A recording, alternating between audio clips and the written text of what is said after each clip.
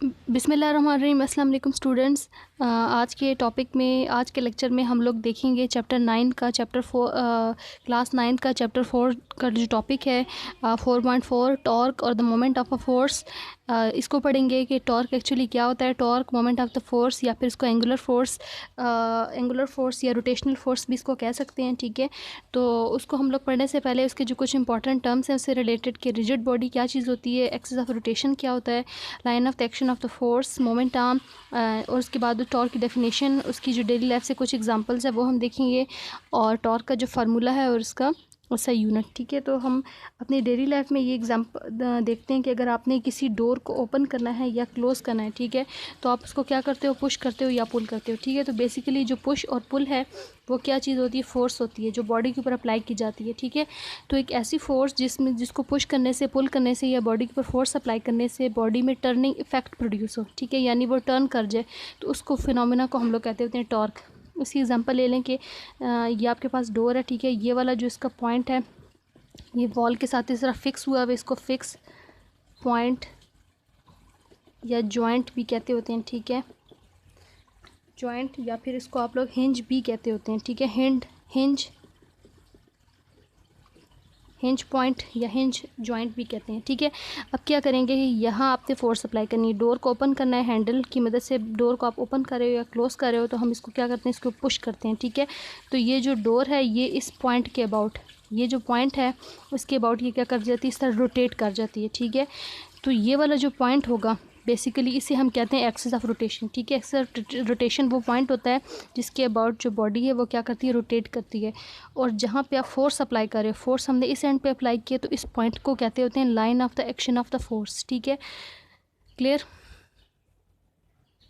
इसको बाद में और डिटेल से हम लोग देखेंगे। सबसे पहले हम देख लेते हैं कि रिजिड बॉडी एक्चुअली क्या चीज़ होती है, यानी कौन कौन सी ऐसी सॉलिड बॉडीज़ होती हैं जिसके ऊपर आप फोर्स अप्लाई करें, टर्निंग इफेक्ट उसमें प्रोड्यूस हो। ठीक है, तो हम सबसे पहले देख लेते हैं कि what is meant by rigid body. ठीक है, रिजिड बॉडी की डेफिनेशन देखते हैं। रिजिड बॉडी की डेफिनेशन है कि rigid body is a solid body in which deformation is neglected. इसका क्या मतलब है कि लेट सपोज करें कि रिजिड बॉडी कोई भी ऐसी एक सॉलिड बॉडी होती है कि जब आप इसके ऊपर फोर्स अप्लाई करें, ठीक है, अगर इसके ऊपर फोर्स अप्लाई करें और इसमें कोई डिफॉर्मेशन ना हो, डिफॉर्मेशन का मतलब ये है कि ये अपनी शेप को चेंज ना करे। जैसे लेट सपोज करें कोई भी इलास्टिक का स्प्रिंग ले लें या कोई भी इलास्टिक बॉडी ले लें, जब आप इसके ऊपर फोर्स अप्लाई करते हैं तो कुछ ऐसी बॉडीज होती हैं जो कि अपनी शेप को डिफॉर्म कर लेती हैं। ठीक है, लेकिन रिजिड बॉडी ऐसी बॉडी होगी जिस पे फोर्स अप्लाई करने से उसमें डिफॉर्मेशन प्रोड्यूस ना हो। ठीक है, तो ऐसी बॉडी को रिजिड बॉडी कहते हैं। उसके बाद उसकी दूसरी डेफिनेशन भी ये हो सकती है कि the distance between any two given points of a rigid body remain constant. ठीक है, इसकी एग्जांपल क्या है कि लेट सपोज करें ये हमने यहाँ पे ले लिया स्टोन। ठीक है, स्टोन जो है वो क्या है, एक रिजिड बॉडी है, एक सॉलिड बॉडी है। अब क्या होगा, स्टोन जो है वो किसी पार्टिकल से मिलकर बना है, यहाँ पे काफ़ी सारे पार्टिकल्स हैं, दो पार्टिकल्स के दरमियान में जो डिस्टेंस है, यानी ये जो दो पार्टिकल्स हैं, ये जो पार्टिकल्स हैं या ये पार्टिकल्स हैं, इनके दरमियान में डिस्टेंस जो है वो क्या होना चाहिए, कांस्टेंट होना चाहिए। लेट सपोज करें कि आपने इसके ऊपर फोर्स अप्लाई की है और फोर्स अप्लाई करने से क्या हो कि ये डिफॉर्म ना हो। ठीक है, पहली बात ये है कि डिफॉर्म ना हो, दूसरा ये कि जितने भी पार्टिकल्स हैं सारे के सारे पार्टिकल्स का जो पेयर्स हैं उनके दरमियान में जो डिस्टेंस है वो चेंज नहीं होना चाहिए, यानी उनका डिस्टेंस क्या हो, कांस्टेंट होना चाहिए। फोर्स अप्लाई करने से उनका डिस्टेंस क्या हो, चेंज ना हो। जो डिस्टेंस है किसी भी रिजिड बॉडी का वो दोनों पॉइंट के दरमियान में सेम रहना चाहिए, कांस्टेंट होना चाहिए, तो ऐसी बॉडी को हम लोग कहते होते हैं रिजिड बॉडी कहते हैं। ठीक है, उसके बाद जो दूसरी वाली इंपॉर्टेंट टर्म है कि एक्सिस ऑफ रोटेशन क्या होता है। एक्सिस ऑफ रोटेशन बेसिकली क्या होती है, एक ऐसी पॉइंट होता है, ये एक ऐसा लाइन होती है जिसके अबाउट जो बॉडी क्या करती है, रोटेट करती है। ठीक है, जैसे हमने डोर की एग्जांपल ली थी, तो डोर में भी क्या होता है कि यहाँ पे ये फिक्स पॉइंट होता है जिसके अबाउट, अब देखें ये फिक्स पॉइंट ऐसे हम हिंज कहते होते हैं। ठीक है, अब इसके ऊपर आप डोर के अगर आप इस एंड पे फोर्स अप्लाई करते हैं तो डोर जो है वैसा रोटेट कर जाते हैं, यानी इस पॉइंट के अबाउट ये imaginary axis of rotation basically कोई इमेजनरी लाइन होती है जो पास करती है इनसाइड द बॉडी। ठीक है, तो इसके अराउंड जो ये डोर है वो उससे रोटेट करता है, तो इस पॉइंट को हम लोग कहते हैं एक्सिस ऑफ रोटेशन।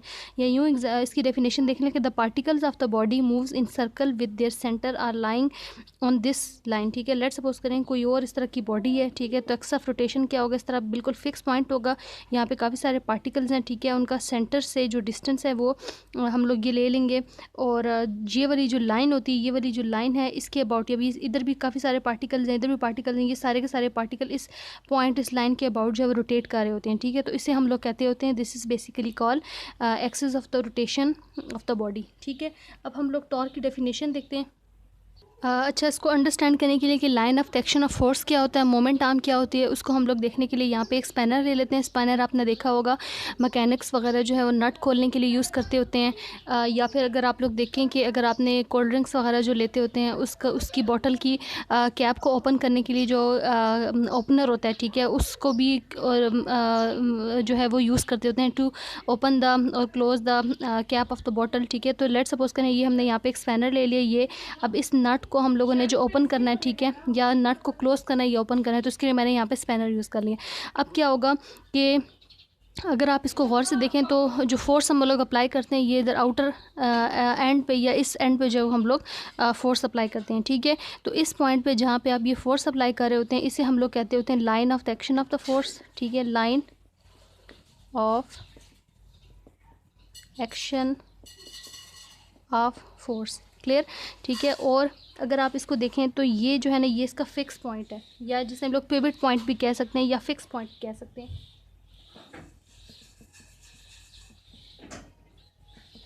ठीक है, अब अगर आपने इस नट को ओपन करना है तो स्पैनर को हम लोग इस तरह घुमा सकते हैं, क्लॉकवाइज एंटी क्लॉकवाइज जो है वो इसको टर्न करेंगे, वो डिपेंड करता है कि आप फोर्स जो है वो किस तरफ अप्लाई कर रहे होगे। अब यहाँ पे ये जो स्पैनर है, अगर आपने इस नट को ओपन करना है, ठीक है, तो ये जो स्पैनर है ये इस तरह रोटेट करेगा इस डायरेक्शन में, यानी जिस पॉइंट के अबाउट, जिस लाइन के अबाउट रोटेट कर रहा होता है उसको हम लोग कहते होते हैं लाइन एक्सिस ऑफ रोटेशन। तो इसका जो एक्सिस ऑफ रोटेशन है स्पैनर का, वो किस तरफ होगा, दिस इज़ कॉल्ड एक्सिस